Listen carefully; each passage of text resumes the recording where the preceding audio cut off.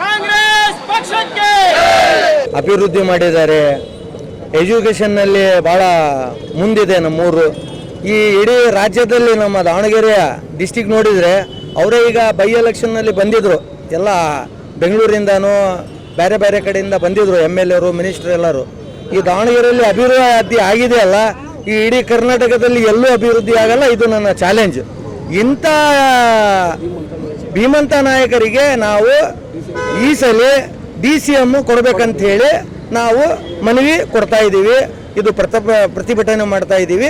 ಯಾಕಂದರೆ SS ಮಲ್ಲಣ್ಣನವರು ಅಭಿವೃದ್ಧಿ ಹರಿಕಾರ ಅವರು ಈ ಇದರಲ್ಲಿ ಐತಲ್ಲ, ಎರಡನೆಯ ಇದರಲ್ಲಿ ಸಂಪುಟದಲ್ಲಿ ಅವರು DCM ಆಗ್ತಾ ಇತ್ತಂತ ನಮಗೆ ನಂಬಿಕೆ ಇದೆ.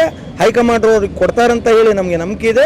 ಅವರು ಹೈಕಮಾಂಡ್ರವರು ನಮ್ಮ SS ಮಲ್ಲಣ್ಣನವರಿಗೆ ಈ ಸಲ DCM ಪಟ್ಟವನ್ನು ಕೊಡಬೇಕಂತ ಹೇಳಿ ಕಾಂಗ್ರೆಸ್ ಪಕ್ಷದಲ್ಲಿ ನಾವು ಬೇಡ್ಕೊತೀವಿ. ಈ ಎಲ್ಲ ಸೇರಿರುವಂಥ ಜನ ಏನು ಕಾಂಗ್ರೆಸ್ ಅಲ್ಲ, ಇಲ್ಲಿ ಜನ ಸೇರಿರೋದು, ಪಕ್ಷ ಅಲ್ಲ, ಜನ ಮುಖ್ಯ. ಜನ ಅಭಿಮಾನಿಗಳು ಭಾಳ ಇದ್ದಾರೆ ಇದರಲ್ಲಿ. ಆ ಅಭಿಮಾನಿಗಳು ಕೇಳ್ತಾ ಇರೋದು DCM ಈ ಸಲ ಮಲ್ಲಣ್ಣನವರಿಗೆ ಕೊಡಬೇಕಂತ ಹೇಳಿ.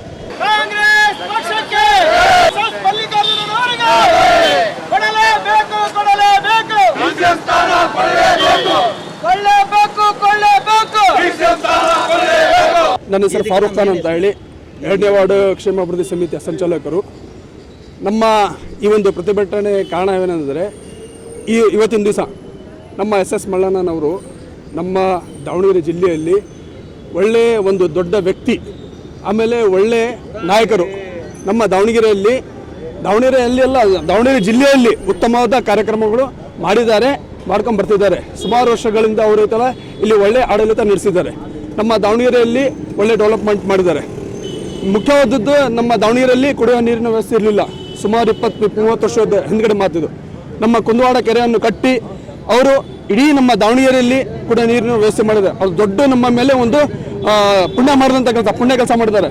ಆಮೇಲೆ ಇಡೀ ನಮ್ಮ ದಾವಣಗೆರೆಯಲ್ಲಿ ಎಲ್ಲಿ ನೋಡಿದ್ರಿ ಅಲ್ಲಿ ಕಾಂಕ್ರೀಟ್ಗಳು ಮಾಡಿದ್ದಾರೆ, ಕಾಂಕ್ರೀಟ್ ರೋಡ್ಗಳು ಮಾಡಿದ್ದಾರೆ, CC ರೋಡ್ಗಳು ಮಾಡಿದ್ದಾರೆ.